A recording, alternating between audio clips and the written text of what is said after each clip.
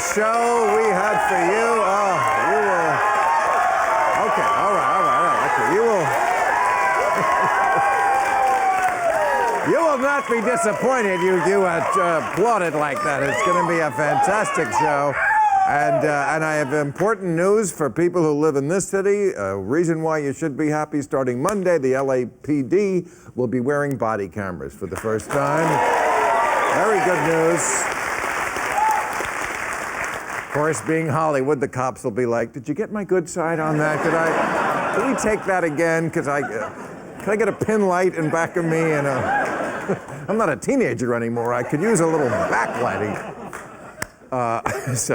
No, that's good news, and I would just say to all my black friends, before leaving the house from now on, look in the mirror. And say to yourself, is this really the outfit I want to go viral in? That's important. But now today's a very important day, the 10th anniversary of Hurricane Katrina. And George W. Bush went down there today to New Orleans. See, I told you he'd make it eventually.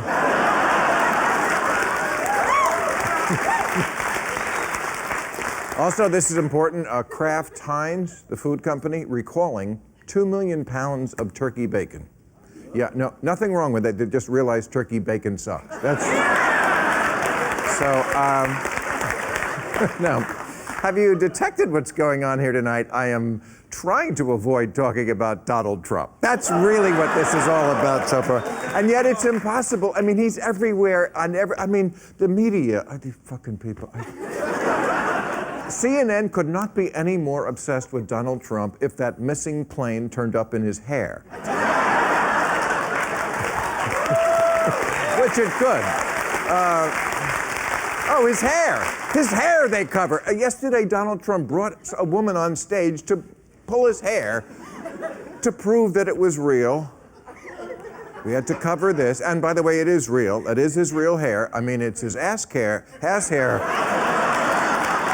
brought up over his head, but it is his real hair. So, no, I really feel like Donald Trump is such a perfect example of how people who are rich and famous can get away with doing and saying things that other people would never be able to get away with.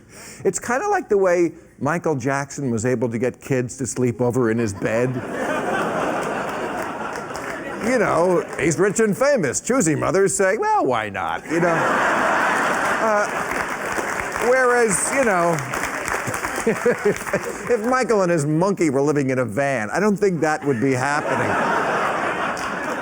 Okay, but Donald Trump, what can I tell you? He's pulling away like crazy from the field. Of course, if you ever met Ted Cruz, you would pull away too. But he seems to be expanding his appeal from hardcore racists to the casual weekend racists. It got ugly this week. Did you see in Iowa with Jorge Ramos? I mean, oh my God. Now, Jorge Ramos, the lead anchor on Univision, and he was at this press conference Donald Trump was giving, and he started to talk, and Trump says to him, go back to Univision. He had him physically thrown out of the room. And of course, Trump's audience is like, see, he does know how to get rid of Mexicans.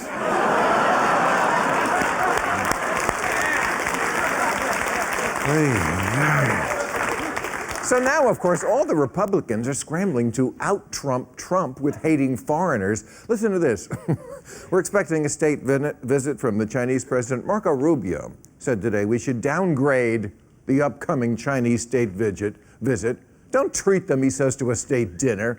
Yes, what a great, mature way to get the Chinese. Have them come here, and then they have to order takeout. How about that? Oh. Meanwhile, on the other side of the aisle, I must say, Hillary Clinton's email problems are only getting worse. Now, I happen to think this is the biggest nothing burger scandal, non-scandal ever. But you know what? I got to give it to the Fox News propaganda machine. They do know how to change opinion. The Quinnipiac poll came out. Listen to this. They asked voters the first word that came to their mind when they heard Hillary Clinton. Overwhelmingly, that word was liar. Second was dishonest. Third was untrustworthy. Other words that came up: crooked, criminal, deceitful, phony, bitch, murder. And then the pollster said, Mr. Biden, I really have to make some other point.